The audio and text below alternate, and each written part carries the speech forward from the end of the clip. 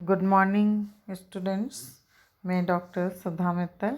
बच्चों अपन ने कोश प्रवाह विवरण का अध्ययन किया, इसकी लिमिटेशंस, इसके महत्व को देखा। आज अपन अध्ययन करेंगे कोश प्रवाह विवरण तथा स्थिति विवरण में क्या अंतर, difference between fund flow statement and balance sheet. प्रत्येक स्थिति विवरण किसी एक निश्चित तिथि पर संस्था के कोषों के स्रोतों एवं उपयोगों का विवरण प्रस्तुत करता है। स्थिति विवरण का जो देयता पक्ष यानी लाइबिलिटी साइड कोषों के स्रोतों का बोध कराता है, जबकि संपत्ति पक्ष यानी एसेट्स साइड कोषों के उपयोगों का बोध कराता है। लेकिन व्यवसाय के प्रबंधक व्यवसाय की स्थिर स्थिति में रुचि नहीं रखते। वे व्यवसाय की गतिशील स्थिति को अधिक महत्व देते हैं। अतः दो स्थिति विवरणों के बीच के समय में स्थिति विवरण की मदों में होने वाले परिवर्तनों का प्रबंधक अध्ययन करना चाहते हैं। इसका आभास भी दो स्थिति विवरणों की विभिन्न मदों का अंतर निकालकर प्राप्त किया जा सकता है। इस प्रकार हम देखते हैं कि वे सब तथ्य जो कोश प्रवाह विवरण से संबंधित होते हैं तुलनात्मक स्थिति विवरण में भी मौजूद होते हैं, किंतु उन्हें स्पष्ट एवं सरलतापूर्वक समझने के लिए अलग से कोश प्रवाह विवरण बनाना आवश्यक होता है। तो अलग से तैयार किया गया विवरण ही इस उद्देश्य की पूर्ति कर सकता है। तो इसलिए संक्षेप में स्थिति विवरण तथा कोश प्रवाह विवरण में निम्नलिखित प्रमुख अंतर होता है। उद्देश्य: कोश प्रवाह विवरण बनाने का उद्देश्य कोषों के स्रोत एवं उनके उपयोगियों की जानकारी प्राप्त करना है। स्थिति विवरण एक निश्चित तिथि को किसी संस्था की वित्तीय स्थिति की जानकारी प्राप्त करने के उद्देश्य से बनाया जाता है। विषय सामग्री: कोश प्रवाह विवरण की विषय सामग्री में दो लगातार वर्षों के स्थिति विवरण होते हैं।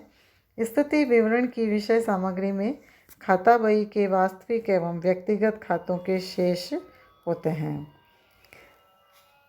कोश प्रवाह विवरण की जो प्रकृति है वो गतिशील होती हैं, क्योंकि यह दो तिथियों के बीच व्यवसाय की कार्यशील पूंजी में हुए परिवर्तनों को कोषों के स्रोत एवं उपयोगों के रूप में दर्शाता है। स्थिति विवरण की प्रकृति स्थिर होती है, क्योंकि यह एक निश्चित तिथि पर व्यवसाय की आर्थिक स्थिति को चित्रित करता है। उपयोगकर्ता: कोश प्रवाह विवरण प्रबंध द्वारा आंतरिक वित्तीय प्रबंध में प्रयुक्त किया जाता है और स्थिति विवरण प्रबंध के साथ साथ बाह्य पक्षों जैसे अंशधारी, लेनदारों, सरकार इत्यादि द्वारा उपयोग में लिया जाता है।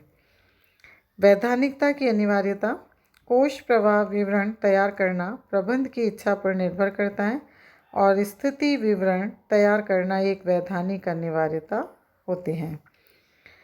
कोश प्रवाह विवरण एक विश्लेषणात्मक तकनीक है, अतः प्रबंध के निर्णय में बहुत उपयोगी है। स्थिति विवरण का एक निश्चित तिथि को संस्था की वित्तीय सुदृढ़ता की जानकारी प्राप्त करने में उपयोगी है।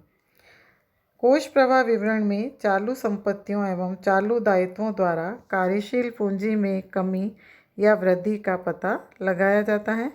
स्थिति विवरण में चालू संपत्तियों एवं चालू दायित्वों को आइटम वाइज प्रदर्शित किया जाता है। कोश प्रवाह विवरण में क्रियाशील लाभों को कोष का स्रोत तथा लाभांश के भुगतान को कोषों का उपयोग माना जाता है। स्थिति विवरण में प्रतिधारित अर्जनों को देयता पक्ष में कोषों के स्रोत के रूप में दर्शाया जाता है। अब हम देखेंगे कोश प्रवाह विवरण तथा आय विवरण में क्या अंतर है। Difference between funds flow statement and income statement. कोश प्रवाह विवरण तथा आय विवरण में जो प्रमुख अंतर हैं, कोष प्रवाह विवरण बनाने का उद्देश्य कोषों के स्रोत एवं उनके उपयोगों की जानकारी प्राप्त करना है। और जो इनकम स्टेटमेंट है या आय विवरण बनाने का उद्देश्य निश्चित अवधि में व्यावसायिक क्रियाओं के परिणाम स्वरूप होने वाले लाभ या हानि की जानकारी प्राप्त करना है। कोष प्रवाह विवरण की विषय सामग्री या आधार 2 लगातार वर्षों के स्थित विवरण होते हैं। आय विवरण की विषय सामग्री में खाता बही के नाम मात्र के खाते होते हैं। यह प्रबंध द्वारा आंतरिक वित्तीय प्रबंध में प्रयुक्त किया जाता है कोष प्रवाह में। और आय विवरण में प्रबंध के साथ साथ अन्य बाह्य पक्षों जैसे अंशधारी, लेनदारों, सरकार इत्यादि द्वारा उपयोग में लिया जाता है। कोष प्रवाह विवरण तैयार करना प्रबंध की इच्छा पर निर्भर करता है और आय विवरण तैयार करना एक वैधानिक अनिवार्यता है। कोष प्रवाह आय विवरण तैयार करने में सहायक नहीं होता। आय विवरण कोष प्रवाह विवरण तैयार करने में सहायक होता है क्योंकि परिचालन से कोषों की गणना उसी के आधार पर किए जाते हैं। कोष प्रवाह विवरण व्यावसायिक क्रियाओं से उपलब्ध कोष के साथ साथ अन्य स्रोतों यथा अंश पूंजी के निर्गमन, स्थायी संपत्तियों के विक्रय इत्यादि से उपलब्ध कोषों का ध्यान रखता है। और आय विवरण केवल व्यावसायिक क्रियाओं से संबंधित व्यवहारों का ध्यान रखता है।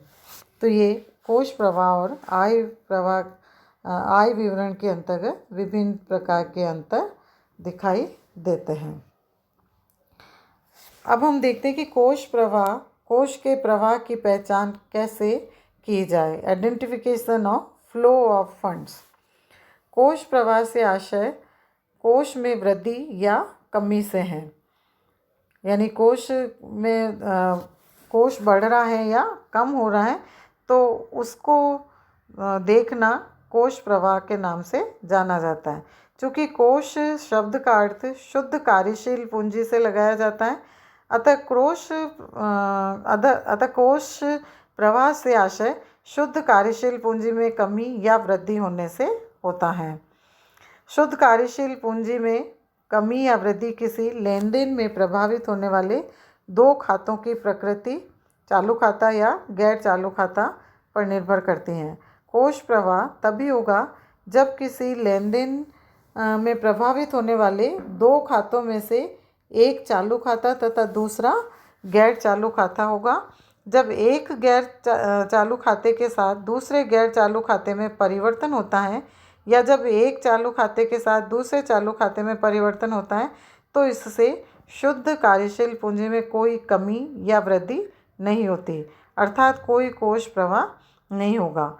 कोष के प्रवाह की पहचान हेतु स्थिति विवरण की मदों को चालू या गैर चालू श्रेणी में निम्नानुसार वर्गीकृत किया जा सकता है, जिसको हम देख सकते हैं बैलेंस शीट के अंतर्गत।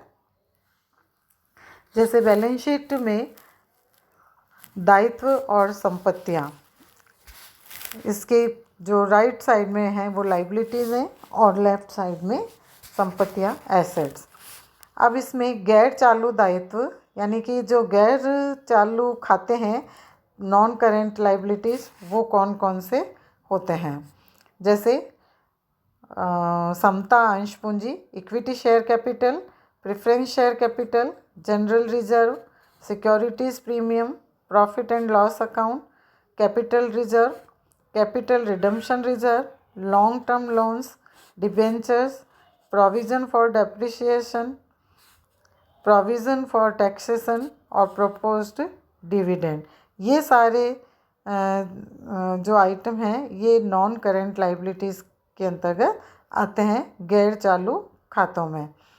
और जो चालू दायित्व हैं, करेंट लाइबिलिटीज़ हैं, वो कौन से हैं? क्रेडिटर्स, बीपी यानी देय विपत्र, बैंक अधिविकर्स, bank overdraft, short term deposits and loans, provision for current assets, outstanding expenses, unaccrued income, income tax payable और अनक्लेम्ड डिविडेंड। ये सारे करेंट लाइबिलिटीज़ यानी चालू दायित्व खाते में ये सारी रेस्पॉन्सिबिलिटी यानी ये लाइबिलिटी होती हैं।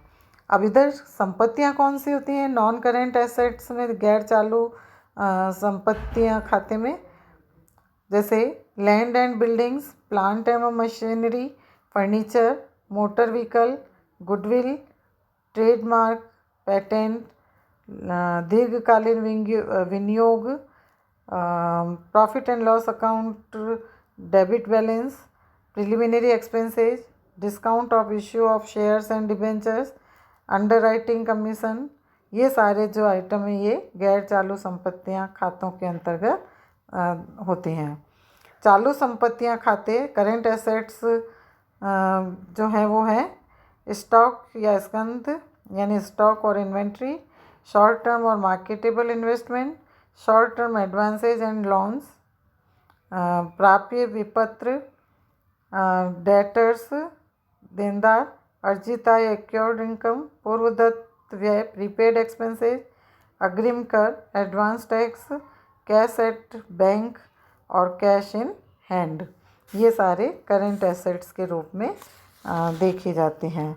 तो ये जो कोष प्रवाह का पहचान है हम इन आइटम से या इन खातों से बैलेंस शीट के अंतर्गत देख सकते हैं और ये हम इनसे ये जानकारी प्राप्त कर सकते हैं कि कोष प्रवाह में कमी हुई है या वृद्धि हुई है। तो इस तरह से इसकी पहचान हम इसके माध्यम से कर सकते हैं। कर हेतु आयोजन एवं प्रस्तावित लाभांश को चालू दायित्व भी माना जा सकता है। इसको करंट लाइबिलिटी भी माना जा सकता है, जो कि टैक्स के लिए आयोजन या जो प्रस्तावित डिविडेंड है तो उसको इसमें माना जा सकता है। अब नेक्स्ट वीडियो में अपन अध्ययन करेंगे बच्चों कोष प्रवाह कब होता है, उसके बारे में नेक्स्ट वीडियो में अध्ययन करेंगे। धन्यवाद।